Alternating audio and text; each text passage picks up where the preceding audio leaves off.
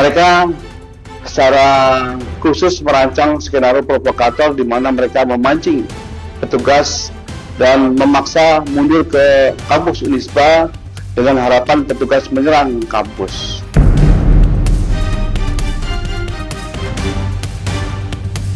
Anarko melakukan provokasi dari dalam kampus Unisba dengan melempar bom molotov ke tim patroli kendaraan roda 2 dan 4 mobil Lantas Brimob terlihat yang ada di video kami.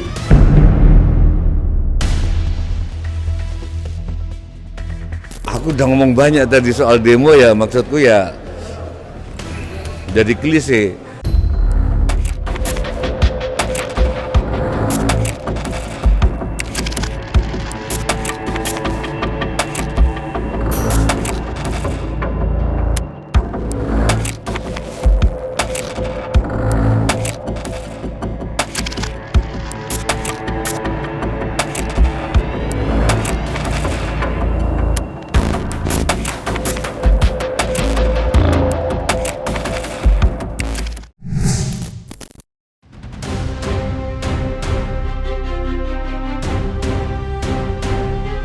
Ketika situasi di Jakarta mulai kondusif, gelombang unjuk rasa justru memanas di sejumlah daerah. Belakangan ini, media sosial diramaikan dengan berbagai peristiwa, mulai dari penjemputan mahasiswa yang dianggap tidak wajar, hingga aksi massa yang berani membakar gedung DPRD di Makassar. Terbaru, insiden terjadi di Bandung pada Senin malam 1 September 2025. Polisi diduga melakukan penyerangan ke lingkungan Universitas Islam Bandung. Aparat keamanan disebut beberapa kali menembakkan gas air mata ke arah kampus yang kemudian menimbulkan kegaduhan. Menanggapi hal tersebut, Kabid Humas Polda Jabar, Kombes Pol Hendra Rochmawan, memberikan klarifikasi. Ia menjelaskan bahwa pada saat patroli, tim kepolisian sempat dilempari bom molotov oleh oknum anarkis yang berada di dalam kampus. Hendra juga mengakui pihaknya memang menembakkan gas air mata ke arah jalan.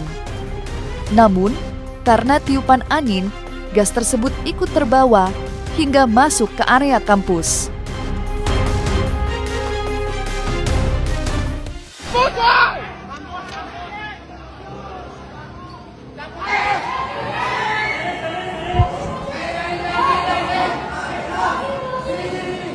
Di mana?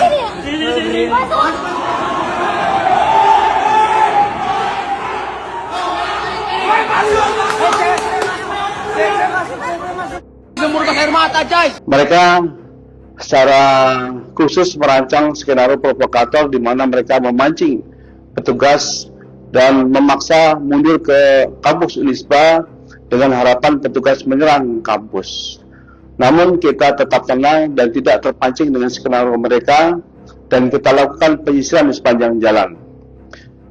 Anarko melakukan provokasi dari dalam kampus Unisba dengan melempar bom molotov ke tim patroli kendaraan roda 2 dan 4 mobil Lantas Brimob terlihat yang ada di video kami.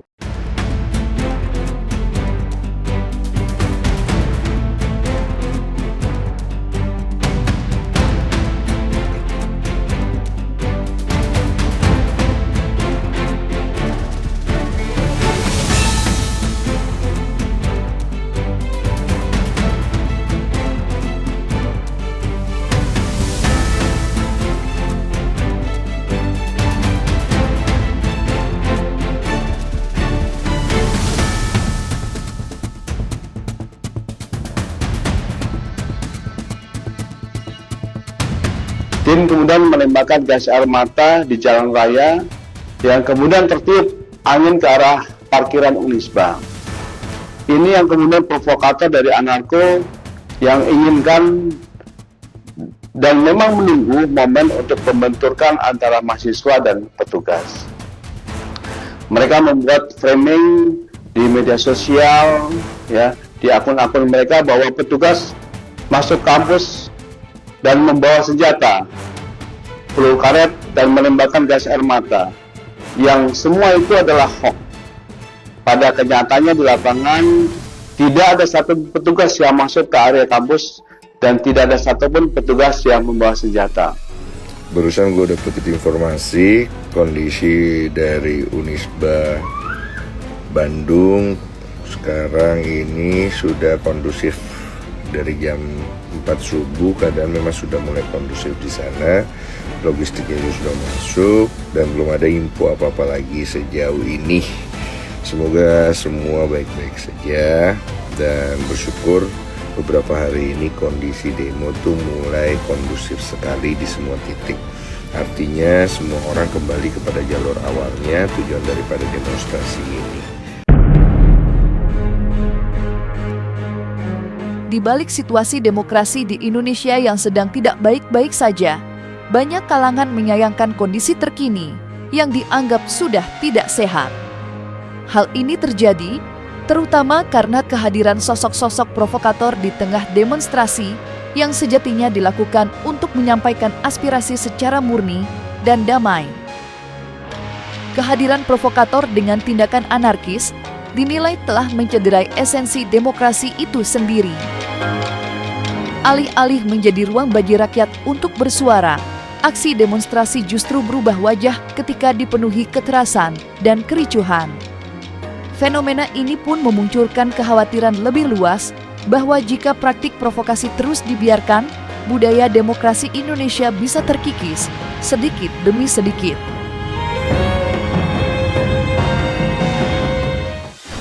Ajakan untuk tidak buat rusuh itu jangan kepada demonstran. Demonstran itu tidak bikin rusuh, yang bikin rusuh itu para pengacau, pembakar dan demonstran beda, perusak beda. Saya kira itu imbauannya dan saya sepakat bahwa kalau demo damai aja tidak bisa mengubah keadaan, apakah kita akan bertradisi baru? Segala sesuatu harus ada kerusuhan dulu, baru keadaan berubah. Ini tradisi yang nggak bagus. Biasanya kerusuhan itu dibikin oleh orang yang mau naik daun. Terlepas dari pengamanan ketat yang hingga kini masih dilakukan oleh pihak kepolisian, aparat berusaha membuktikan komitmen terhadap transparansi penanganan kasus pelindasan ojek online bernama Afan Kurniawan. Setelah melalui serangkaian proses pemeriksaan internal maupun penyidikan pidana, 7 anggota kepolisian yang diduga terlibat kini terancam mendapat sanksi berat. Tak hanya berpotensi dipecat secara tidak hormat dari institusi, para pelaku juga menghadapi ancaman pidana tambahan sesuai aturan hukum yang berlaku. Langkah ini disebut sebagai bentuk keseriusan Polri dalam menegakkan keadilan, sekaligus memulihkan kepercayaan publik yang sempat terguncang akibat insiden tersebut. Di forum tadi memang dibuka bagaimana konstruksi peristiwa, ya, termasuk juga apa yang dia didapatkan, ya, dalam kerangka persiapan sidang etik. Dan memang tadi, ya, suasananya adalah memang mengarah potensial untuk dituntut pada PTDH atau bahasa paling gampang pemecatan. Itu yang pertama. Yang kedua, ya, juga dalam karena kami lihat, ya, kami lihat prosesnya. Salah satu yang juga penting di samping memang persiapan untuk memutuskan itu adalah juga direkomendasikan untuk mulai melangkah pada pemidanaan. Jadi tadi juga sudah ada teman-teman dari Bareskrim yang sudah menyiapkan manajemen pemidanaannya, penyidikan dan sebagainya. Terus sekarang juga ada putusan ini, semoga rekomendasi ini segera bisa dilakukan. Jadi langkah-langkah bagaimana pemidanaan itu berlangsung. Jadi ada 2 hal yang penting. Satu, dalam konteks kerangka etik, ya, potensi besarnya adalah sampai level pemecatan. Terus dalam kerangka pemidanaan tadi memang disimpulkan ada potensi unsur-unsur pidana, sehingga 2 skema ini berjalan beriringan. Kami melihatnya memang potensi pidananya ada, Cuman yang kami dorong tadi, kami rekomendasikan soal konteks pemidanannya, pemidanaan ini harus juga dilihat dalam konteks yang luas.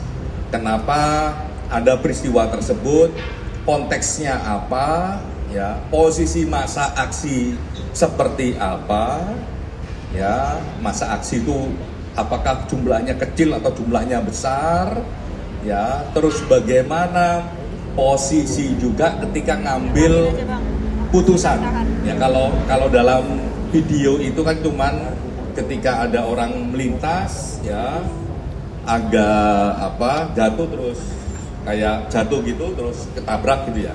Tidak hanya soal itu, tapi juga soal konteks yang lebih luas dalam konteks pidana ini, sehingga ya di samping soal-soal keadilan bagi keluarga korban, di samping keadilan dalam konteks ruang publik, tapi juga ada kebenaran faktual yang juga bisa diungkap. Kami sudah mendengarkan proses gelar perkara dan diberikan kesempatan juga untuk mendengarkan prosesnya dan memberikan masukan.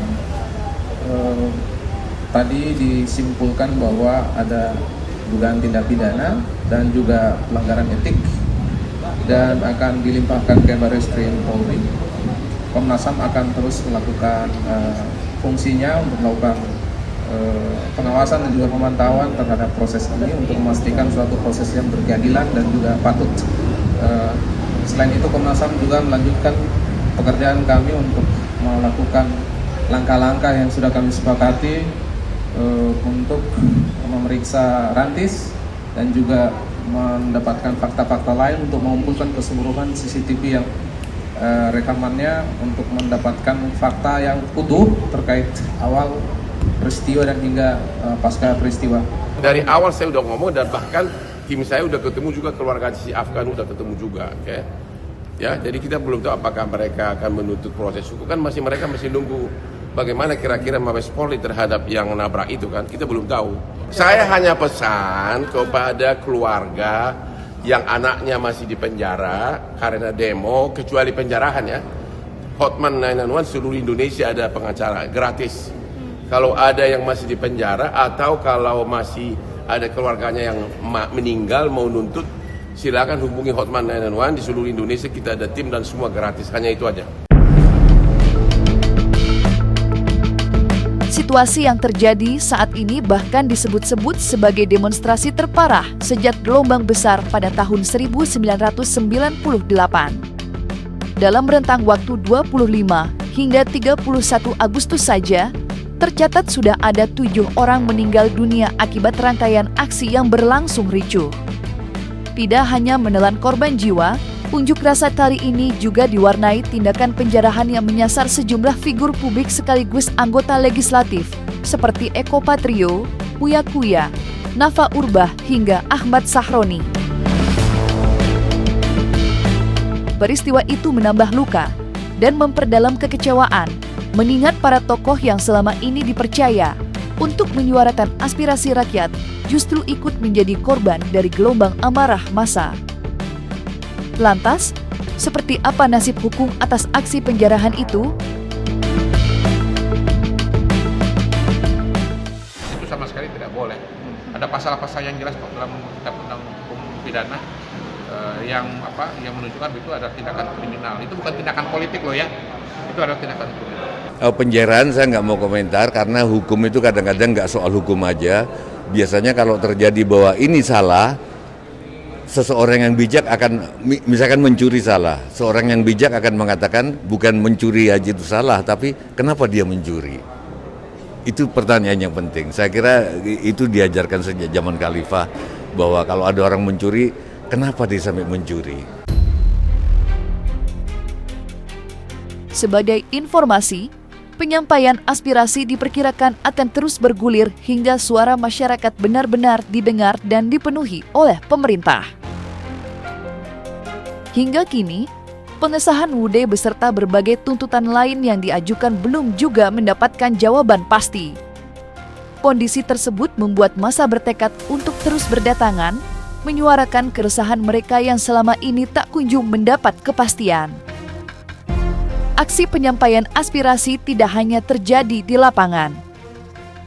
gelombang suara masyarakat juga mengalir deras melalui media sosial. Ribuan warganet berbondong-bondong mengunggah postingan dengan tulisan 17+8 tuntutan rakyat sebagai simbol perlawanan dan solidaritas. Tagar tersebut pun menjadi perbincangan hangat, mencerminkan bahwa aspirasi publik kini tak hanya bergema di jalanan, tetapi juga di ruang digital yang semakin sulit diabaikan oleh pengambil kebijakan. Yang sekali yang ngetek gua tentang tuntutan 17+8 ini, dan semoga DPR dan Pak Presiden membuka pintu untuk para perwakilan dan tokoh-tokoh dari mahasiswa, masyarakat untuk berdialog, untuk menyampaikan apa yang menjadi pendapat mereka, sehingga gerbang jembatan komunikasi itu yang sempat putus bisa terbangun kembali demi untuk mencapai kata sepakat, beradab, dan martabat. Dan saya yakin pesan ini akan sampai dan sesegera mungkin ini akan terrealisasi dengan baik, ya, damai Indonesia. Mudah-mudahan bisa dilaksanakan dengan baik, dengan lancar. Teman-teman mahasiswa memberikan informasi kepada aparat keamanan supaya bisa dibantu dijaga, jangan sampai disusupi, ya. Dan sekali lagi dalam masyarakat demokrasi, yang namanya kebebasan menyampaikan informasi, menyampaikan pendapat itu digaransi oleh konstitusi. Tapi jangan lupa juga bahwa konstitusi pun juga mengatakan bahwa ada batasan-batasan, ya, dan undang-undang kemerdekaan menyampaikan pendapat misalnya sudah membuat aturan-aturan, ya, tidak boleh anarkis, harus memperhatikan norma-norma yang menurut saya harus dilaksanakan supaya apa?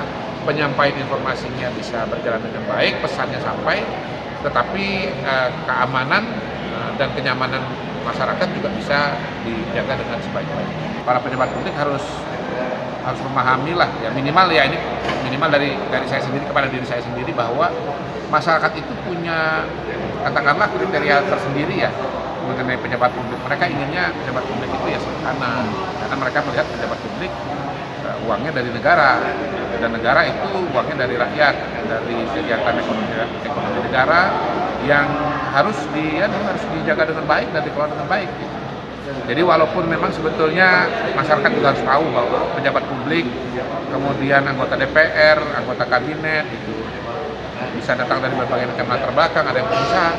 Tetapi memang kalau sudah jadi pejabat publik, kita tahu dan sadar bahwa memang ada ada katakanlah mindset atau ada pakem-pakem yang menjadi pikiran dari masyarakat.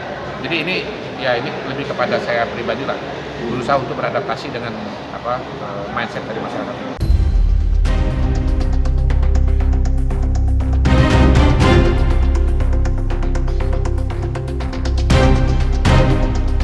Nah, selesai sudah Cumi Lovers. Jangan lupa untuk like, subscribe, dan juga share channel YouTube Cumi Cumi.